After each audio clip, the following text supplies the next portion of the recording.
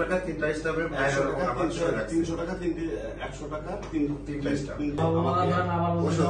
ওনারা যখন হলো রিলেটিভকে আমরা টাকার জন্য কাছে কেউই করাইতেছে, তোদের সাথে আমার ব্যক্তি শত্রুতা নেই, এই কথাটা তারা বলছে। না আমার মানে আপনাদের বক্তব্য শুনে মনে হয়েছে আপনাদের আমার বিজনেস আছে একটা ভেলিবিলিস একটা নতুন ব্রিজ হচ্ছে এত টর্চার কিছু দূর আসার পরে ওই যে একটা ব্রিজ আছে মাছবাজার ব্রিজ বলে যে নতুন একটা ব্রিজ হইতেছে, ব্রিজ আছে। একজন দুইজন ভদ্রলোক বলছে আপনারা কেমন গাড়ি চালান, কিছু আমাদের লোক পাইরে আসছেন দাঁড়ান। তো ভাই লোক পারলাম কোথায়, আসলাম তো নিরিবিলি 20-25 চালায়। এই কথা বলার পরে বললো তো নামে নামতে, আমি গাড়ি থেকে নামার পরে ওই ব্রিজের পাশে একটা ইয়া আছে, ওই আপনার সোয়ামিল আছে, লাল গেট তালা মারা থাকে সবসময়, ওই সোয়ামিলের ভিতরে নিয়ে গেল।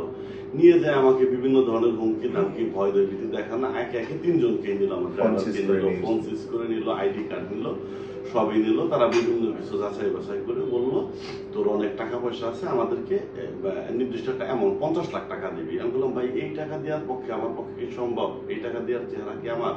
এরকম বলার পর একটু মারধর করলো, তার থেকে আরেকটু ভিতরে আমাকে নিয়ে গেল।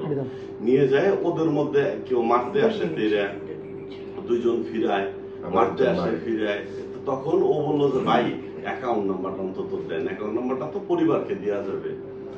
আমার এক মামা আছে, উনি খুব বুদ্ধিমতী, আমি বুদ্ধিমান, আমি ওনাকে নাম্বারটা সেন্ড করলাম যে ভাই অ্যাকাউন্ট নাম্বার দেন, কত কি দিতে হবে, 30 লাখ 20 লাখ 20 লাখ টাকা ই হইলো।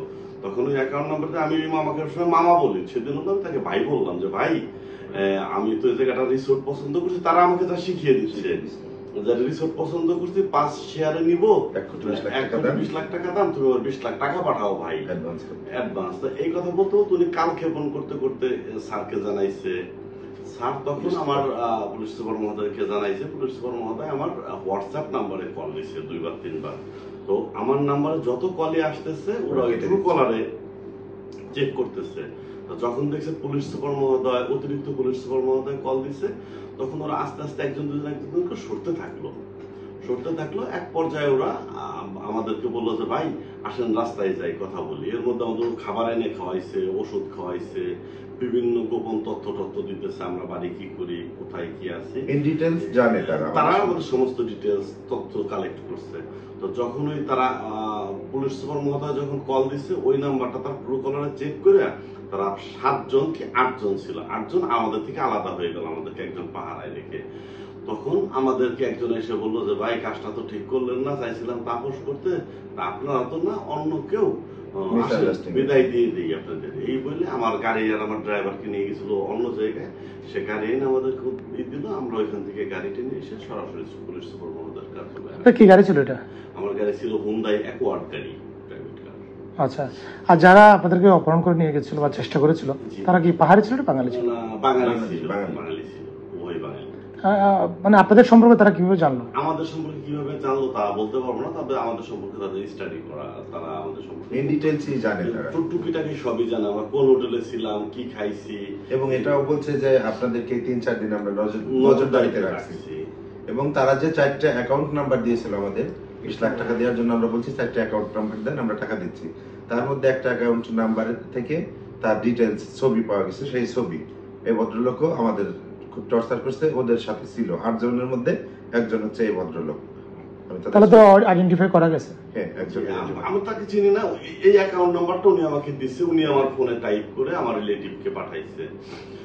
এই বলতোই ঠিক ছিল, যখন পুলিশ সুপার মহোদয় ফোন দিচ্ছে তখন উনি নাম্বারটা রিমুভ করে দিচ্ছে আমার কাছ থেকে। অ্যাকাউন্ট নাম্বারটা দিও না, অ্যাকাউন্ট নাম্বারটা থাক, অ্যাকাউন্ট নাম্বারটা দেওয়া ঠিক হবে না।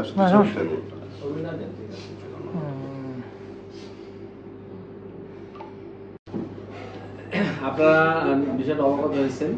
এখন বিষয়টা আইনগত বিষয়, তো আমরা অপহরণ বা কিডন্যাপিং এর মামলা নেব, মামলা নিয়ে আমরা বিষয়টা তদন্ত করবো এবং এই পাহাড়ে কারা কিডন্যাপিং বা অপারেশনে সম্পৃক্ত জড়িত এই বিষয়গুলো আমরা তদন্ত করে বের করবো এবং প্রত্যেকে আমরা আইনের আওতায় নিয়ে আসবো, এটা বলতে পারি আপনারা।